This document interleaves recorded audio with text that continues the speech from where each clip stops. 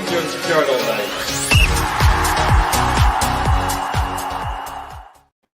Hello and welcome everyone, and we're back after a couple of weeks break. Just scheduling problems, I think, between us all getting together at the same time. I'm joined today by Bob. How are you, mate? Yeah, not too bad, Billy, not too bad. Looking forward to hopefully a positive afternoon and evening ahead with regard to deadline day, which I'm sure we'll get into. But yeah, not too bad today. And Cammy, we've been speaking pre-show. You sound like you're in a great mood this morning. I'm not the best. The excitement of transfer window hasn't quite got me, but I will try and be as constructive and positive as I possibly can. But there's only 11 hours until the window slams shut, so lots to happen. Fair enough, mate. Well, can I stay with you because you were giving us an update just before we started on the definites that's happened so far. So give us a rundown on who's left. Ben Davis obviously left on loan at the start of the week, which I don't think that was a surprise. And Scott Wright's obviously just been confirmed as signing for what is reported to be 300,000 for Birmingham as well. So Todd Cantwell is in the midst of his medical at Blackburn, so that would be 3 out the building. So essentially that means that we will be signing 4 players in the next 11 hours based on Philip Clement's comments after the match last Saturday. I don't know about you, Bob. I'm not so sure we're going to get 4 players by the next 11 hours. Yeah, I'm not. As much as I said I'm looking forward to it, I'm looking forward to it optimistically. I think my heart's overruling my head at the moment. I think that I'll probably go with yourself and Cammy. I just hope that we do get at least 1 or 2 signings in. I don't think we're going to get more in than has went out, unfortunately. But yeah, we kind of talked about that pre-show there, that hopefully the comment from Clement last weekend doesn't come back to bite him. But yeah, we'll again, I remain optimistic. Hopefully there are a couple of deals in the offing that are just getting the final stages completed, and you never know, and maybe in the next hour that we're on, that we might have an exclusive. We might have an exclusive. I'm really hoping, but we'll wait and see. I'm hoping we have one for our show, and then later on this evening when we do the window pod for the last few hours of the window, that we get another 3 more in during that time. Cammy, I'm going to touch on your comment you made about Clement in the press conference last week, because you've got to think he must have been aware of players that were probably going to be leaving, and that they had certain players lined up to come in. Because if there wasn't, it's a strange comment for him to make. Do you think? I 100% made the comment to somebody earlier in the week when we were talking, usual what's going on with Rangers and what have you. And I just think sometimes we're in a world where particularly Rangers fans are desperate for success, but every single comment is scrutinised, and everything that the manager says is generally accepted to be gospel, if that makes So I thought it was ambitious when he made the comment, to be perfectly honest with you, and it was surprising that he said that, to be honest with you. And without the most ridiculous few hours ahead, it appears to be. To be honest, I thought that meant that we were quite far down the line. I don't know if it was just me, but when Goldson left, Proper signed relatively quickly. It was done really. So I was thinking, is there deals just sitting on the back burner waiting for the wages to be freed up and what have you? I mean, the wages that we've freed up this summer is quite ridiculous, to be perfectly honest with you. But it's one of these comments, and I'm sure somebody will ask him the question at the press conference, which has obviously been changed till tomorrow. Unless something ridiculous happens between now and the end of the window, I would love to know what his answer's actually going to be, Billy. Bob, I don't know if you're following our kind of group chat, but someone, I think as Dean's just said, someone must have some names. I don't have any names that we're sure of. Do you?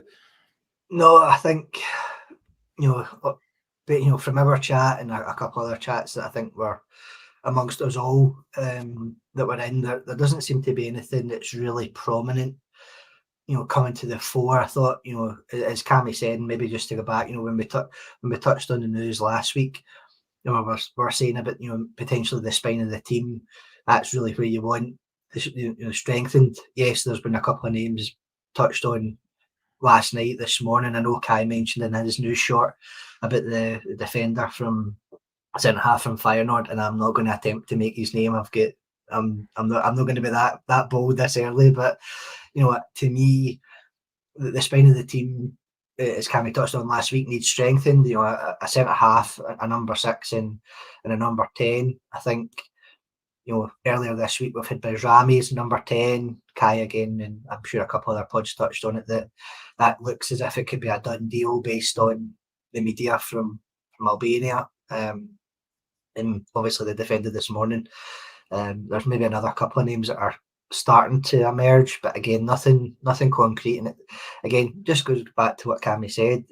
We're probably fortunate that in a way that the leaks that have been in the club seem to have been plugged, because until there's maybe an hour, less than an hour before a signing's announced, that's really when the name seems to get prompted or propped up amongst fan media, amongst ourselves, amongst other fan groups. So it's a tough one at the moment, because again, even the names that are being linked, they're not household names, which again is maybe a bit of a concern, because we've maybe not seen them, we're not aware of them.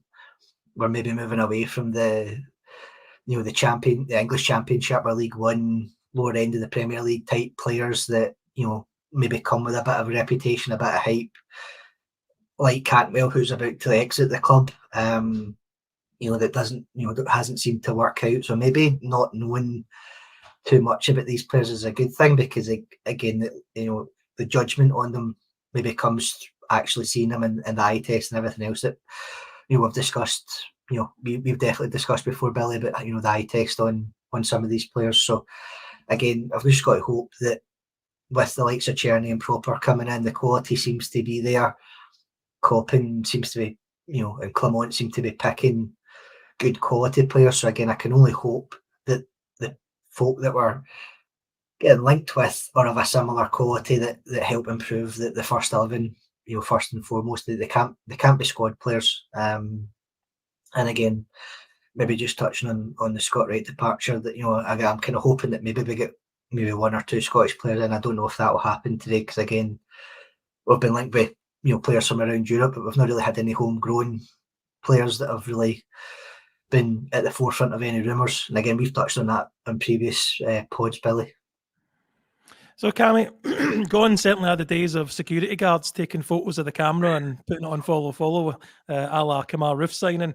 There's really, it's getting, I'm getting worried to a degree, because you usually hear something more concrete on, that's the reason we stay up on deadline day, because you've heard about a few players coming in. So we can move on, because we've not got anything to announce as yet, but there is a Europa League draw going on at the moment, so we hope to bring the draw relating to us. But let's touch on briefly last week's game. Did you get a watch of the game? Were you there? I was there last week. It feels like a lifetime ago, to be perfectly honest with you, because we've all been consumed over the last few days of, I think we should have been playing in a playoff qualifier for the Champions League, but obviously the last couple of weeks there's been so much free time with regard to time on the training pitch for the manager and the players, but also for us to overanalyze and panic and all that sort of thing, because no much is happening. But yeah, last weekend we done what we should do when we're playing against a bottom of the table opposition. We kept on going, and 6-0 was, I think we could easily have hit double figures on another day. It was a positive and enjoyable, I think, as I said, last trip to Hampden, hopefully, as a Rangers home game. And Bob, your feelings on it, does it give you Does it give you encouragement going into the Old Firm on Sunday? Yeah, I think it was definitely a timely boost considering the lack of news elsewhere in terms of incomings. You know, I think just as we touched on the top of the pod, we can't have Hadji sitting away in the B team. So I'm again hopeful that he may have some part to play if, you know, the financial side of things are ironed out. Hopefully they have been, or hopefully they're you know, in the final stages of getting ironed out. But again, he's too good a player and too expensive up there to have him kind of languishing in the B team. So maybe he'll start to come back into the first team reckoning. I don't think he'll start, but yeah, I think last week's result, and again, unfortunately, I wasn't able to make it due to other commitments to Hampden. And watching highlights back, we looked far more cohesive as a team, which again hopefully bodes well for Sunday. I think again having a striker on form, as much as he's, you know, we've all criticised him at some point over the last year. You know, having a striker going into the game with confidence, having attacking players that are, you know, in good form and hopefully have a positive mindset to try and, you know, come away with a positive result come early Sunday afternoon. I definitely don't. I'm not maybe as fearful as I would have been if it hadn't, you know, if it had been like kind of 1-0 scrappy win against Ross County. The fact that we scored 6, and again, albeit as we said, you know, Ross County are not in a good place at the moment. But yeah, I mean that's you can only, you know, I've said this again multiple times, you can only play who you're up against. You know, it's as simple as that, and it's definitely given us a positive path into Sunday. I'm just hoping that continues come 2:30, 3 o'clock Sunday afternoon. Well, Camille, let's stay on the Hadji thing, because it kind of broke on the pod. I think Scotty was doing on Tuesday night, maybe Tuesday, Wednesday. I don't use Instagram. I'm too old for that nonsense. So, but I seen the screenshots of Hadji giving his side of the story, that that he wants to be here. He's never asked to leave, and he thinks they can all get round the table and sort this out. Is that good news from your perspective? I thought it was interesting because prior to the Euros, he spoke about he was leaving it in the hands of his agent, how they wanted to find the right club and the right manager for him. You know, I think sometimes when you make comments, whether it's him on his social media or his camp managing his social media, I think you need to remember what you've said before. I think that he has had a conversation with the manager, and I personally, I think that Paul's just basically said, I don't think the manager fancies him. I think he thinks that we could spend the 20 grand a week circa that Hadji is earning on somebody else. I think Hadji and his camp probably thought, off the back of a half decent Euros, that there would be more interest. The only interest that he's had has been to go back to Romania, which he's obviously knocked back, I think probably from a footballing point of view, and I would imagine a substantial hit on his weekly wage, you know. But we're in this situation that something's got to give, you know, because we can't go for the next. He can't go. He's back in the international frame, and you know, looking at it from his point of view, I just don't understand really what his camp and what they're actually playing at. To be honest with you, that they haven't been able to get something for him. But playing a game via social media, we're just about to lose a player who done my head in on social media. The last thing I need is somebody else that's playing the supporters on social media, which I think is what has went on here. Hadji's a good player. He's a talented player. I was talking about this with colleagues at work yesterday. I still don't think he's the holy grail of a number 10. I think the way that we play, I think the same problems would persist with him as persist with Lawrence with regard to legs and mobility and all that sort of thing. Where I do think he could play, probably not ahead of Czerny, where he probably played his best football for us in the 55 season was off the right, when he was a sort of inverted 10, when it was him and Ryan Kent. But that's not really how we play. But he has the left foot. If you look at what happened last Saturday with Robbie Fraser, when he biting it, Robbie Fraser never thought he would play for Rangers on the right wing. But the rationale was he's a left-footed player that can come in. So Hadji can do that. But I've went on a bit there because there's so much going on with regard to Hadji, the whole Hadji story. But if he does not move out of Rangers by the end of this window, they have to get round the table, as he puts it. But I thought they got round the table 3 months ago and had conversations, you know. So I think something has to give on that one.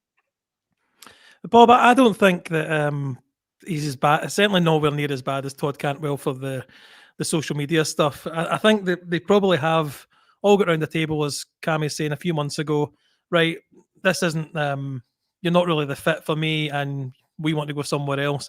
It's clear though that nobody of note or nobody that he would consider going to has come in for him. That's probably the problem.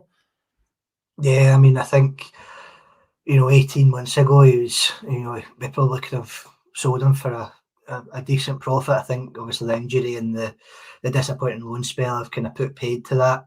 Again, in the summer, Cammy touched on, I think it was early June, he came out and said he was focusing on Euros, and his camp were focused on trying to get him the right deal. Now I'm taking a slightly different thought process behind it, that if Clement has been told that he can't play him because of the financial restriction or the financial difficulties in playing him, that's maybe kind of turned his mind to say, look, well, you're not going to be part of the plans because as much as I think you're a good player, we can't play you because of the financial situation with your contract. Yep. If that does get resolved, again, that might change Clement's mindset to go. And again, I agree with Cammy, he's definitely not the long-term solution. I do think, as one of the comments mentioned, as much as I know he's not got pace, probably similar to Lawrence in a sense. He's obviously a better player technically than Lawrence. But if you get the pace around him that we've lacked over the last couple of years, he may have a more prominent role to play in that 10 position if he does get a chance to show his stuff. But yeah, I don't. He didn't set the head of the light at the Euros. Obviously, played well enough, but in no way, shape, or form did he, carry Romania through by the scruff of the neck. The team, obviously, the team is good at international level, but he didn't stand out amongst his peers in that team as much as he played well in some of the games, of which obviously he didn't start all of them either. I think he came on as a sub in a couple of them. So to me, if we need to get a tune out of him, if he's going to stay, if need to negotiate and sort out the financial contract or the financial side of things, I definitely think he would bring something to the table. But long term, again, I don't see him as a solution. But the only way that we're going to be able to sell him for any sort of money is if he plays and he shows some sort of good form. And again, that's what we're kind of touched on, the fact that the last 18 months he's not really shown up well. He really needs to come back with a fire in his belly. And again, hopefully Clement can get a tune out of him, similar to what he did with Cantwell at points last season. Again, it's a consistency thing. And I think that's part of the reason why, we're allowing, Cantwell's obviously made it clear he doesn't want to stay in Scotland. He's obviously, that's the way it's been worded by the media. So yeah, I think if we can get some form of positive performances out of Hadji, then you never know. Come January, if he's played a handful of games, we might be able to get him sold, or at the end of next year. But that obviously remains to be seen. It does. I mean, I'm hopeful that something happens for him to go. Cammy, you're laughing. Is it something you can share? Aye, somebody's just it's shared in the chat the draw that we've got for the Europa League. Oh my God, man! Yeah, On you go. Can you I've break just it seen for it. us? Strap yourself in. Tottenham at home, Man United away, Lyon at home, Olympiacos away, Union Saint-Gilloise home, Malmo away, FCSB, which I'm not too sure about, is at home, and Nice away. So Fair enough. Well, so that's I think there was easier draws than that, to be perfectly honest with you. But so I'm laughing. I'm just trying to work out what Rangers are going to rip us for the 4 games. and how many points do we need to get through? Or how many? I think it's the top 24. The top 8 automatically qualify, and then 9th to 24th do the playoff round to make Right. up the last 16. So you essentially need to be in the top 24. But I think you're looking at your home fixtures, and you know, I think very much like that lot across the city, you know, I think they'll be looking at their home games. I think we have to look at our home games, and that's why it's so important that we're back to Ibrox. I think, as Paul says, what's the advantage of being in pot 1? There used to be an advantage of being in pot 1, but that's not an issue now. You know, I mean, you saw what happened with the Champions League draw yesterday. Man City got a nice easy draw, as Man City always do in the Champions League, regardless of the setup. But I think Liverpool got a harder draw on paper, you know, and I think Celtic's draw is they should fancy their chances of picking up points. So I think Curry's right. I think you're looking 8 to 10 points. I think you would be sort of hoping as a sort of base to allow you to progress. But I'm sorry, I'm just laughing because it just sums up things at the moment, that we get such a what looks to be a very difficult league set of fixtures. I've just not got my head. I'm sure I'll be fine once it starts and I see how it's working in practice, but I've not got my head round. So it's 8 games in total, is that right? Yeah. Fair enough. So we need 9 points from 8 games. That's easy. You do that. I win the first 3 games, you know what I mean? It's like the fixtures come out tomorrow. So although the order is Tottenham, Man United, that doesn't necessarily mean that Tottenham's your first game. The first game, you know. So I'm just quite disappointed that it's not Tottenham at the Spurs Stadium, because I think that's I've been to the Spurs Stadium and I would certainly love to have went following Rangers, but not to be. In that draw, we've played Union San Gallo before, so I don't know how to pronounce that name. Olympiacos we've played before, Malmo we've played before. I don't know who that FCSB is. And Nice, have we played Nice recently, in recent times? Was that a friendly? It was a pre-season friendly, was it? Or was that a couple of years ago? Yeah, so the FCSB team is Romanian. I just had a quick check on the UEFA website. But yeah, just I know one of the comments had asked for the home ties again. So Tottenham, Lyon, Union Saint-Gilloise, and this Romanian team from pot 4. So obviously that, as Cammy said, the fixtures will probably get released tomorrow. So probably out of them, you're looking at hopefully 6 points from pot 3 and pot 4 teams. But the Tottenham game and the Lyon game will probably be the toughest home ties that we've got.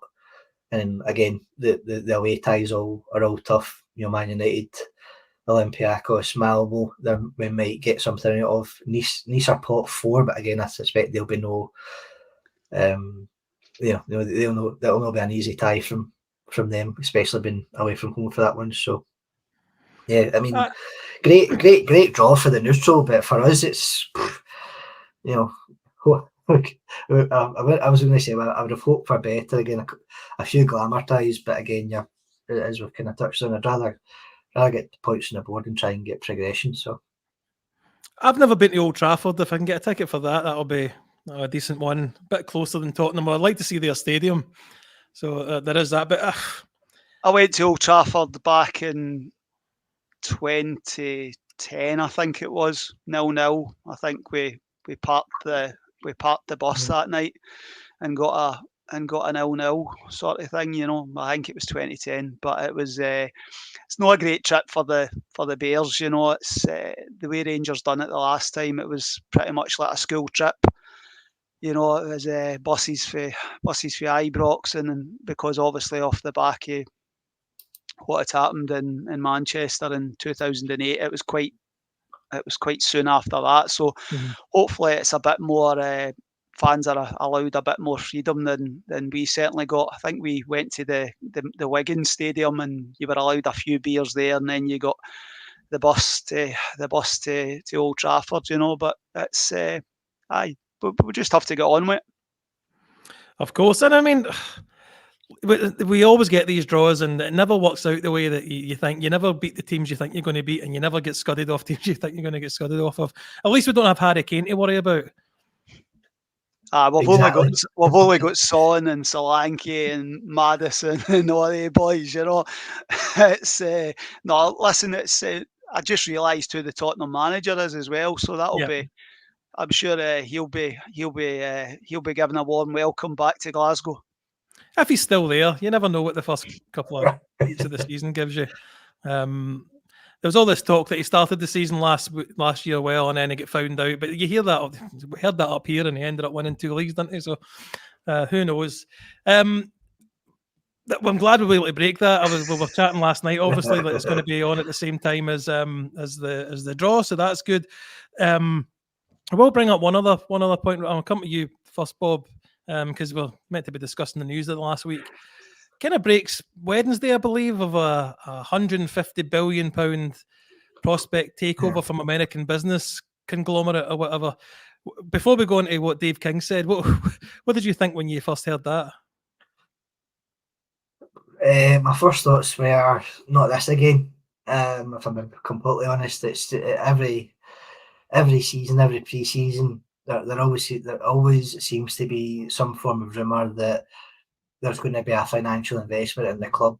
Without fail, there is always something on a yearly basis that kind of just again highlights the need, or the Rangers' need for investment. And again, it's not wrong, but again, it just kind of smacked to me of yet another year goes by, yet another rumour of an investment, you know, is highlighted the week of an Old Firm game to highlight the financial disparity between the two clubs, or the apparent financial disparity between the two clubs. So yeah, I kind of took it with a pinch of salt first and foremost, and then obviously what was said by the club and by Dave King was said, which obviously thoroughly reinforced that thought. Do you think there was something in that, Cammy? Have we just been a bit what's the word?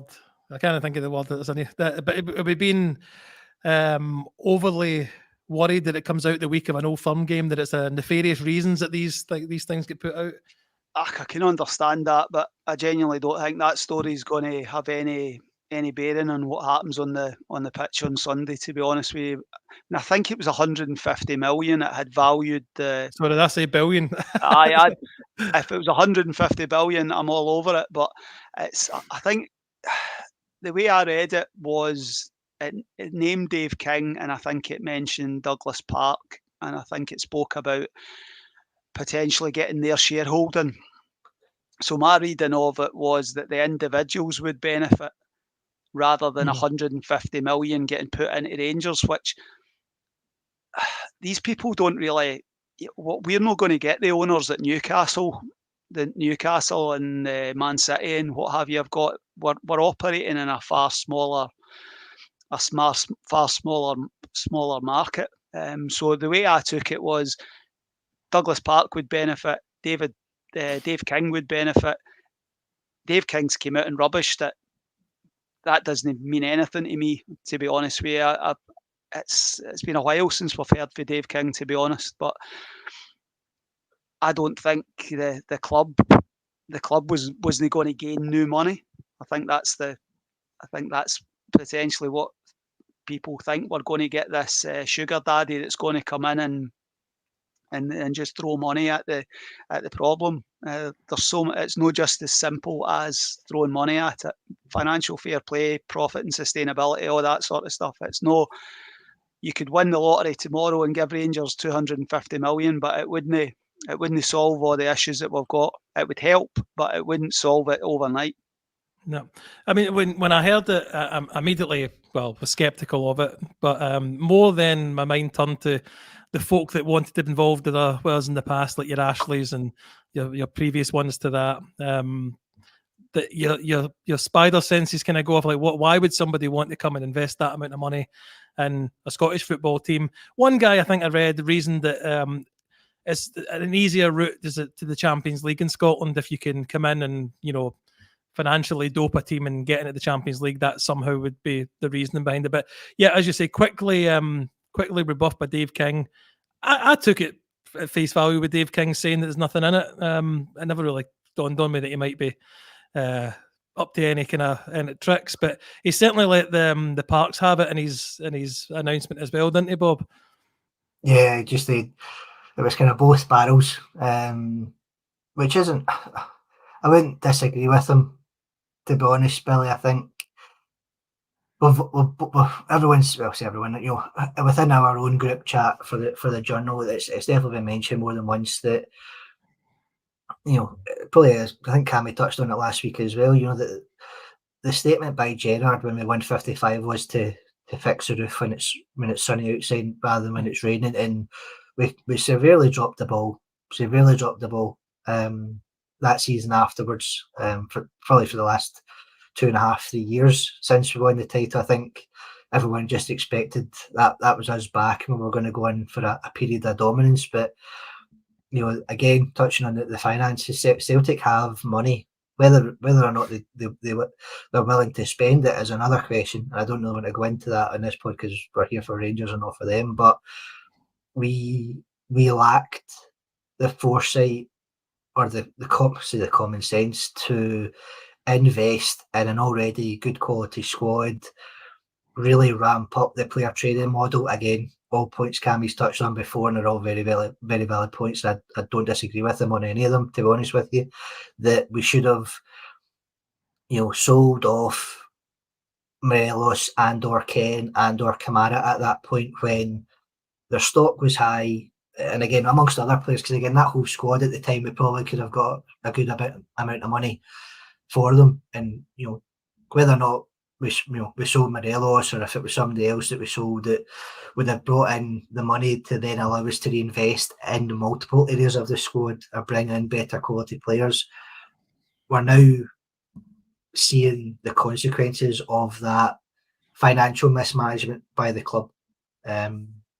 Especially on the playing side, that again, the stadium discussion and all that's maybe another topic for another day. But certainly from a playing side, it's certainly set us back. And again, understand the need for investment, and this is obviously why we're even like today we're talking about loans with options to buy, because as Clement's already talked about, we're trying to bring the wage bill down. John Bennett touched on the £10 million deficit, which again, we've obviously really taken a hard hit at that with the wages that are going out the door on the likes of Ben Davies, Todd Cantwell, potentially Hadji, other players that we've sold this summer as well. I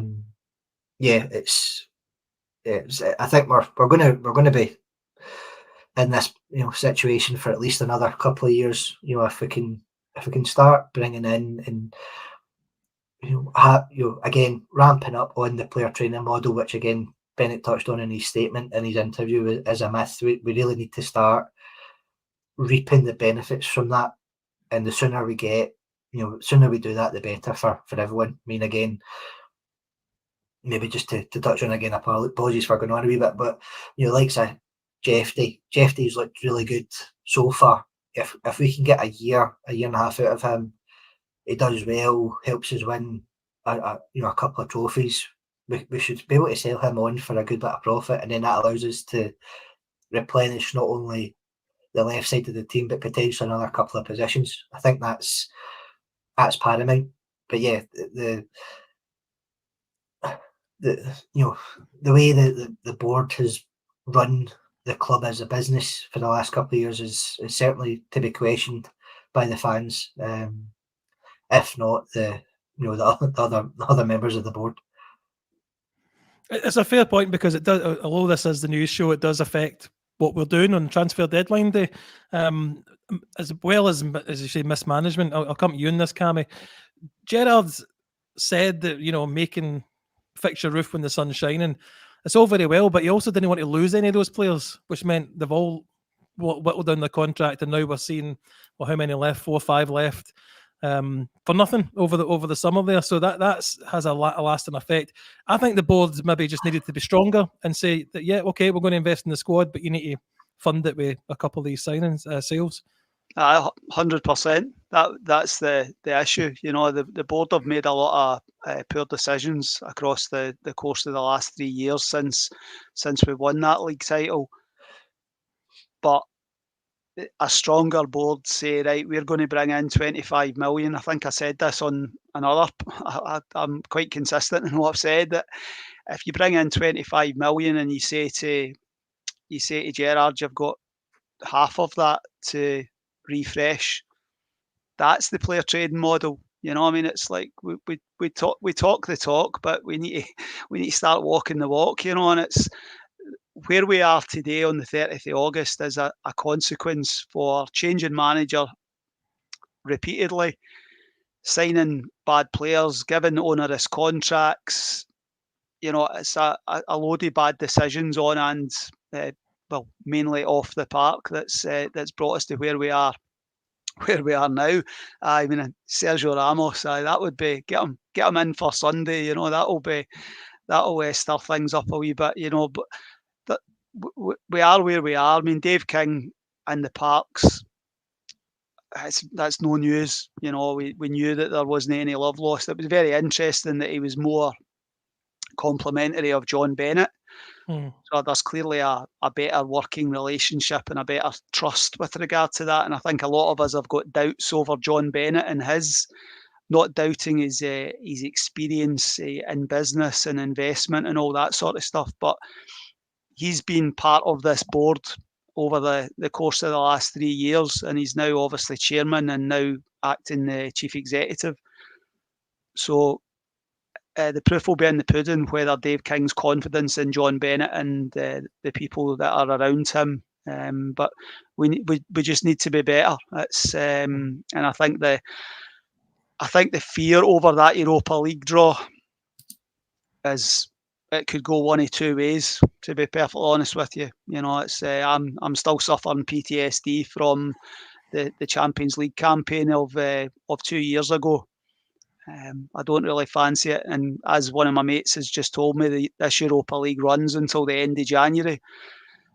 So you've got the fixtures are far more spread out, But we just have to see what the next 10 and a bit hours bring us, and hopefully there's one or two additions to strengthen the starting lineup. Well, Bob, we do have an Old Firm game coming up. If we get Sergio Ramos in, I think he's sent off within the first 5 minutes. What about you? Yeah, I mean, I was going to say, all joking aside, I think if we were able to offer him a good wage, and I would certainly take him for a 1-game contract just to have him for Sunday. Whether or not he lasts the whole 90 minutes is another story. But yeah, I mean, just out of curiosity, I actually went on to Transfer Market yesterday to look at the kind of top rated free transfers, and you had Adrian Rabiot, midfielder from Juventus. You had Anthony Martial from Man United has obviously been let go. And Ramos as well was one of the top ones as well. So I mean, if we could get 3 of them on a good contract, then I think we'd be, have somewhat more of a positive outlook for Sunday. But yeah, I think I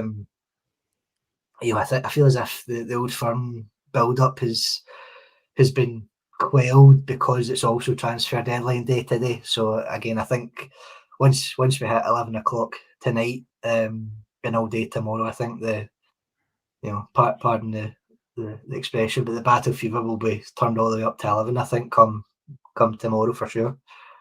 Well, unfortunately, because the movement in the press conference, we don't really have an injury update or anything like that on today's pod. Interesting comment before we finish up, I guess, Cammy, because we'll come to the end of the news. And none of you have brought it up yet, but Mark Hateley suggesting that we should be in for Ivan Toney.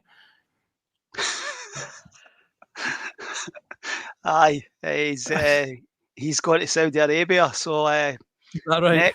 next, Ivan Toney. I mean, he's been linked with Chelsea and Saudi Arabia.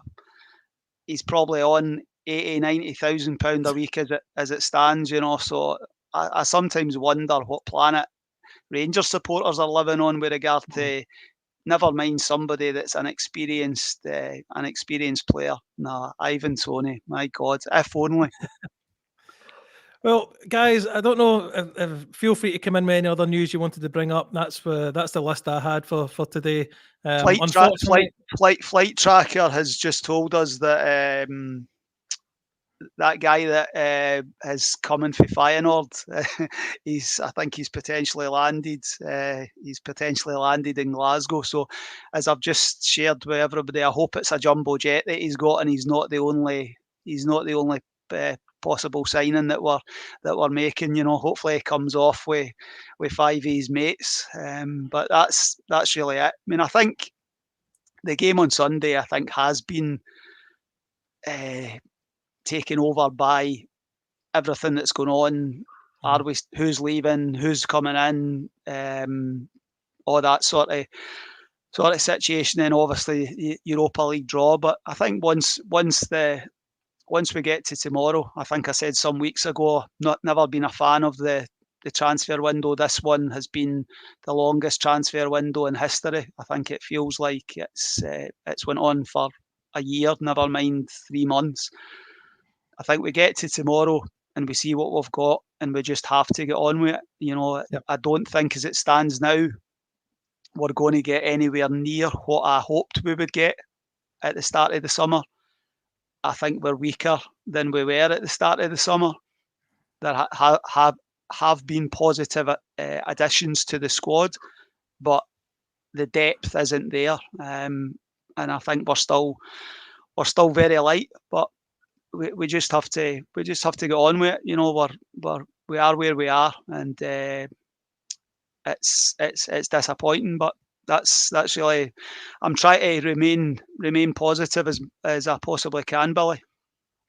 And I am too. You've got to kind of caveat this thing that it was such a big change in squad that we needed that it was probably unlikely. Our expectations were maybe too high that we were going to get build Rome in a one transfer window, so to speak. And I think it's also telling that none of us have been able to pronounce the guy's name. We've just said the guy coming from Feyenoord. So that's a great sign as well, because usually the unpronounceable ones are the better players. So, Bob, anything you wanted to bring up before we go? Any breaking news? Probably just a clarification. I think the Romanian team is Steaua Bucharest.